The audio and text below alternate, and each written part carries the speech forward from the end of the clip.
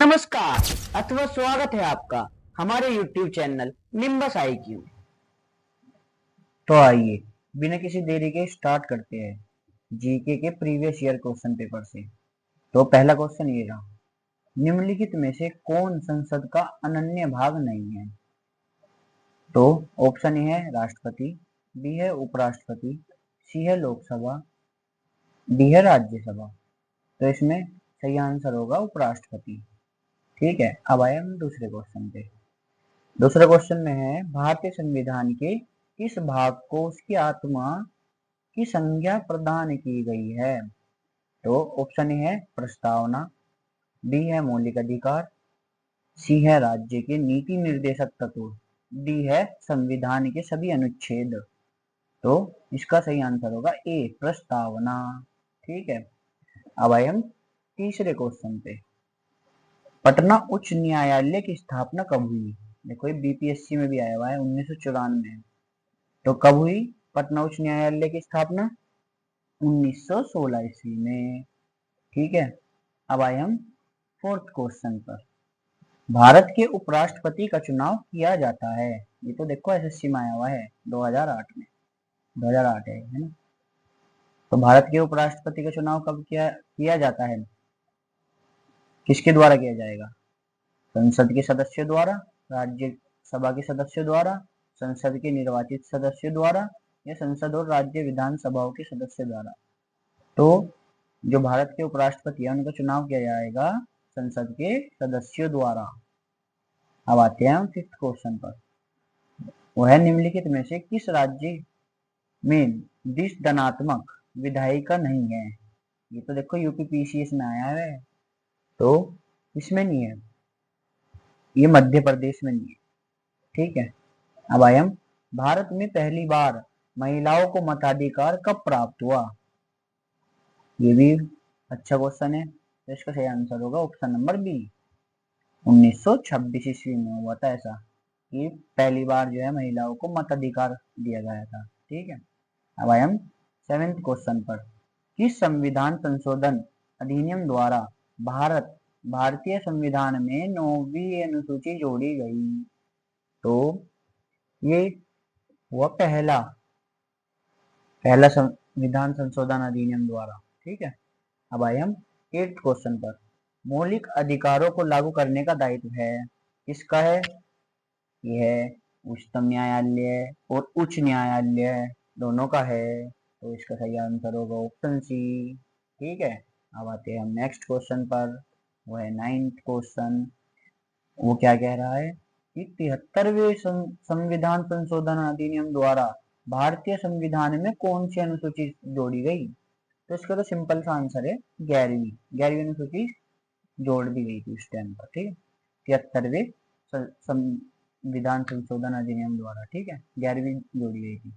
अब आए हम 10th क्वेश्चन पर। निम्नलिखित में से किस प्रदेश में विधान परिषद है ही नहीं? ये आया था देखो आरआरबी में, तो कौन से में नहीं है?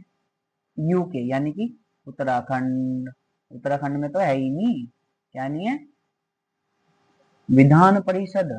ठीक है, अब आ जाओ अगले क्वेश्चन पे। भारतीय संसद के कितने अंग है? देखो ये भी आरआरबी में आया हुआ, इंपॉर्टेंट है यानी कि ये भी। तो कितने अंग है? तीन अंग है। भारतीय संसद के 3 अंग है। ठीक है, अब आए हम नेक्स्ट क्वेश्चन पे। वह क्वेश्चन नंबर 12। भारत के संविधान में मौलिक अधिकार कितने हैं?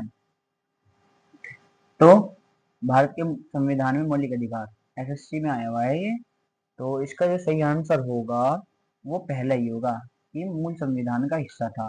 भारत के संविधान में मौलिक अधिकार जो था पहले मूल संविधान का हिस्सा था। ठीक है, अब आए हम नेक्स्ट क्वेश्चन पर। संविधान का कौन सा अंश भारत के नागरिकों को आर्थिक न्याय प्रदान करने का संकेत करता है? ये आया हुआ है एसएससी में, तो इम्पोर्टेंट क्वेश्चन है। तो इसका जो आंसर होगा राज्य के नीति निर्देशक तत्व, पहला ऑप्शन इसका सही है, क्योंकि option A is the correct answer.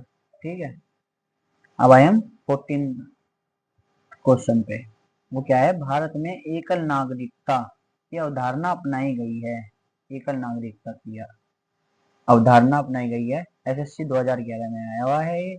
और जो इसका सही आंसर होगा वो इंग्लैंड से हमने, है ना, एकल नागरिकता की अवधारणा किससे के द्वारा अपनाई गई है?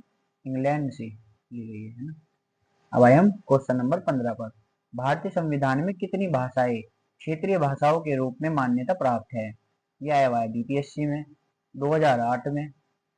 ठीक है, तो इसका आंसर क्या होगा? 14। भारतीय संविधान में कितनी भाषाएं क्षेत्रीय भाषाएं, याद रखना, क्षेत्रीय भाषाएं के रूप में मान्यता प्राप्त है? वह 14, 14 भाषाएं।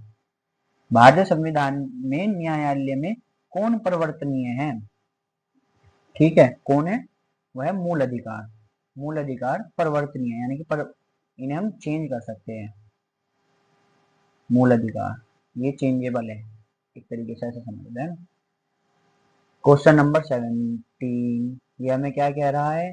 किस देश में दोहरी नागरिकता का सिद्धांत स्वीकार किया गया है? ये आया है एमपीपीएससी में 2006 में। तो इसका सही आंसर क्या होगा? संयुक्त राज्य अमेरिका। ये सैरा तुमने कभी सोचा है ना, इसका मतलब है संयुक्त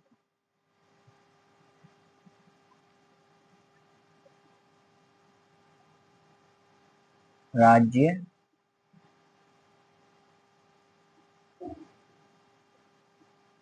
अमेरिका।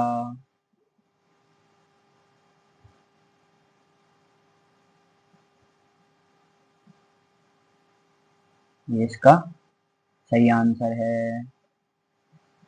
ठीक है, अब आए हम क्वेश्चन नंबर 18 पर। वो क्या कह रहा है? लोक लेखा समिति के सदस्य संसद के दोनों सदनों में से चुने जाते हैं। इसका सही आंसर है ऑप्शन ए कि लोक लेखा समिति के सदस्य संसद के दोनों सदनों में से चुने जाते हैं। ठीक है, अब आए हम क्वेश्चन नंबर 19 पर। वो हमें क्या कह रहा है कि आंध्र प्रदेश एक भाषाई राज्य के रूप में गठित किया गया। ये यूपीपीसीएस में आया हुआ। ठीक है, ध्यान रखिए, इसका इम्पोर्टेंट है। तो इसका सही आंसर भी ऑप्शन नंबर बी हो जाएगा। 1953 में आंध्र प्रदेश एक भाषाई राज्य के रूप में कब गठित हुआ था? 1953 ईस्वी में। याद रखना 1953, इम्पोर्टेंट है ये। ठीक है, 1953। ठीक है, अब आए हम लास्ट क्वेश्चन पर, जो कि है 20। ये क्या है? संसद के किसी भी सदन के दो सत्रों के बीच अंतराल किससे अधिक नहीं होना चाहिए? ये आरआरबी में आया हुआ है 2008 में। तो ये आपके लिए रहेगा होमवर्क। तो इसका आंसर मुझे देना कमेंट में, कमेंट। ठीक है, कमेंट करना इसका आंसर। Thank you. और ऐसे ही और वीडियो के लिए हमारे चैनल को सब्सक्राइब कीजिए। धन्यवाद।